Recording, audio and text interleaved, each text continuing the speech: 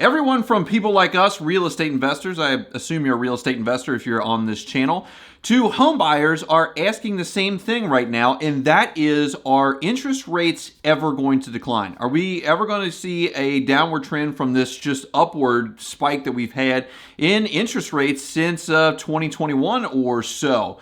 We were told at the beginning of 2024 and really towards the end of 2023 that they had estimated that we would have 6 interest rate cuts in 2024. Now that obviously has not materialized, and then they kind of cut their forecast back to just 3 interest rate cuts.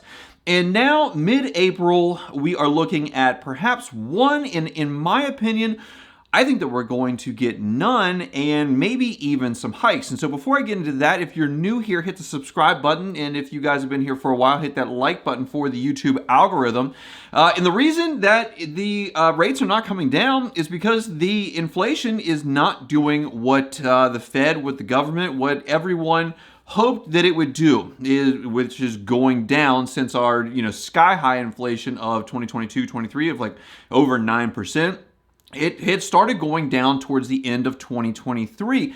But ever since then, every inflation report that's come out since the end of 2023 shows that inflation is not only running hot, but it continues to get worse every single time they have any of the inflation reports come out, be it CPI, PPI, anything that comes out, it basically says that things are going in the wrong direction from what the policymakers want. And for the purposes of this video, the causes of the inflation are not important. I know everyone wants to throw blame around out there. I have my own ideas, but really for the purposes of this video, it's not important because it just is. The inflation is there, the inflationary pressures are there, and so whatever is causing it, there are limited tools to deal with that. Now, the Fed's target overall long-term is to move towards a 2% rate of inflation. That's their target. But even with the rates that we've been having with the federal funds rate, I think between like 5.2 and 5.5, which makes our mortgage rate somewhere around 7 to 8%, we are trending towards the mid 3s and really moving towards a 4% rate of inflation, which is not good. And so I don't think that we're going to see any rate cuts because the inflation numbers are just going the opposite way that they need to go in order to cut rates. Because if we do cut rates, if the Fed cuts rates, and then all that trickles down into the mortgage rates, which is probably the most important to you and I, and auto loan rates and other credit loan rates, if they do cut those rates, it is likely to cause another surge of inflation, which if they're already not to where they want, it's going in the wrong direction. You don't want to make it go even more in the wrong direction.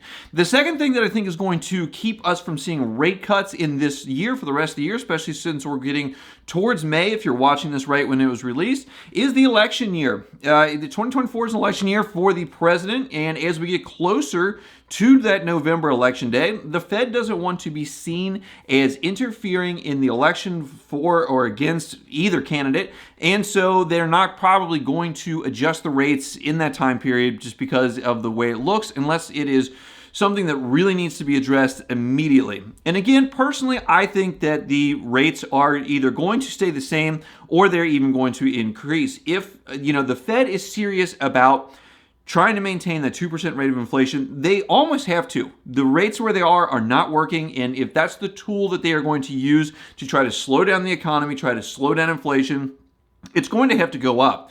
We've already seen the 10-year north of about 4.5, and if inflation keeps climbing, it's going to keep going up as well, and that is going to keep those mortgage rates going up, which is, again, most important to you all. And for me personally, I think that we are going to start seeing just regular homeownership rates in the 8 to 9%. As a matter of fact, if you just go into Google and type 30-year mortgage rates, it brings up a 20% down for a person that has like a 700 to 719 credit score, and that rate is already over 8%. So I think for us out here investing, I think our investment loans could very well see double-digit numbers in the next year to 18 months. And even regular rates for homeowners, especially those that do not have absolutely perfect credit, could very well see double-digit rates. And so with that, you have to ask, well, what are we to do with that information, especially if we're trying to invest in real estate or, get more, refinance, do whatever it is that you're doing out there. Now, the first thing that I'm going to tell you guys is that I'm not a financial advisor. I'm not a realtor. I'm not a loan officer. I'm a guy that owns property. I own Airbnb properties. We have 3 cabins in Gatlinburg. So you have to take this with a grain of salt. These are my ideas. These are what I think is going on right now. But for me, the where I am right now with the interest rates, with the prices, because a lot of times these purchase prices are still in that 2, 3, 4% interest rate price range, and there's really no reason for people to come off a lot of these properties. A lot of these properties have locked in low rates. It almost doesn't matter what they bought it for, because the mortgage is so low because of those rates that they're going to cash flow no matter what. It doesn't matter if it's really a long-term rental, if it's a short-term rental, or if you're a homeowner out there. People cannot sell their home, even bank the equity that they've gotten, and go buy something else for the same or less money, or even a reasonable amount more. A lot of times it's a lot more. And so if you have investment property right now and you're at like a 6% interest rate or lower, and there's a lot of them out there. We have a place that has the 3.125. We have another one that's 4.75, and we have one that's right at 6. I think that the best thing to do right now is just sit tight.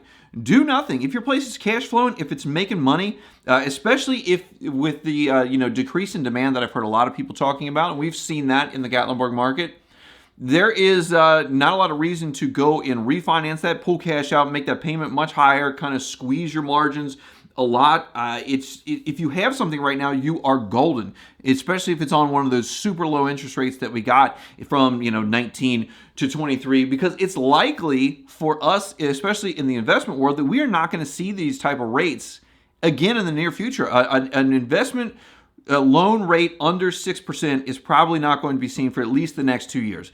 As a matter of fact, I was looking at a new purchase, and just 3 weeks ago, the rates were 7.65% for an investment loan, a conforming investment loan. And since then, the 10-year Treasury, I think, has gone up like 50 basis points. And so that is going to make those mortgage loan rates go up tremendously as well. And I don't think that I'm going to be able to get into anything now under 8%, and probably much higher than that.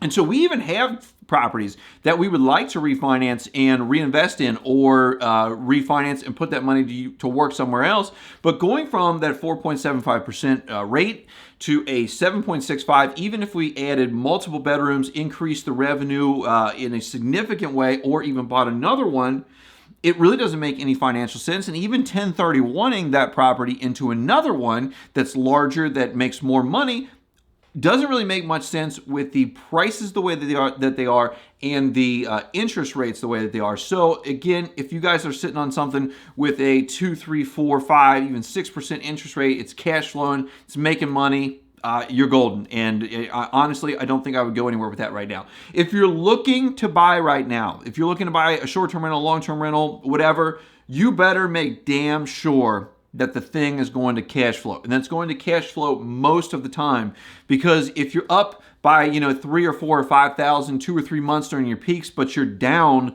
2 or 3 or 1,000 for the rest of the calendar, that's not going to be cash flow positive. And you're going to end up, maybe you can play the appreciation game, but you're going to end up having to support that property, possibly out of your own pocket, which is, I don't think is a good idea in most cases. There are, select cases where it's not, but in general, I don't think that is a great idea.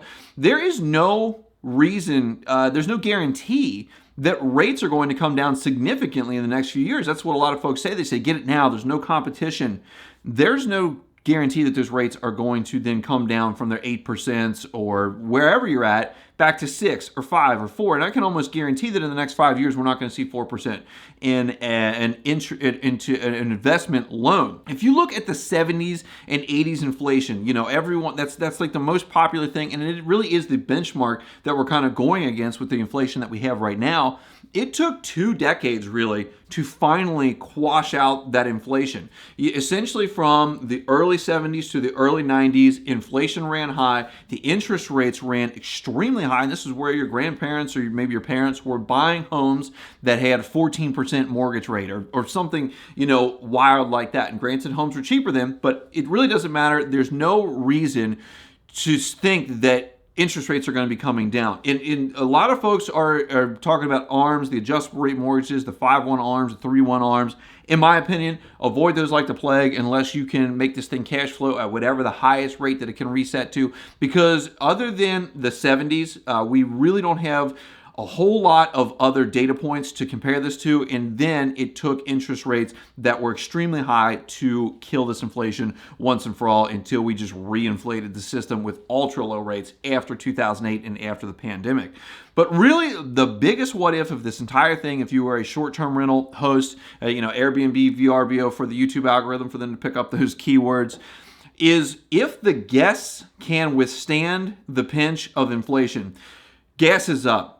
Shelter's up, food is up, energy's up. Every single thing that people are paying is up. The normal wage, the normal take-home income is not rising significantly. And so are folks going to be able to continue to carve out a little bit of their budget for their travel? And this is kind of a thing that we're going to have to wait and see, because thus far the answer has been yes, or they have been able to find credit to finance it on credit cards or whatever.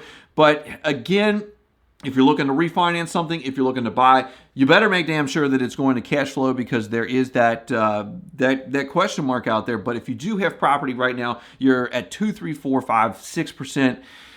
You're probably going to be golden. I would just sit tight. So guys, if you like this video, hit that thumbs up button for me. If you haven't subscribed yet, subscribe down below. If you disagree with me, if you agree with me, if you want to just make your predictions where rates are going to go in the near future, leave it in the comments down below. I do think that rates are going to stay the same or higher, and so you guys can do with that what you will. I appreciate you guys watching today. I'll see you the next one.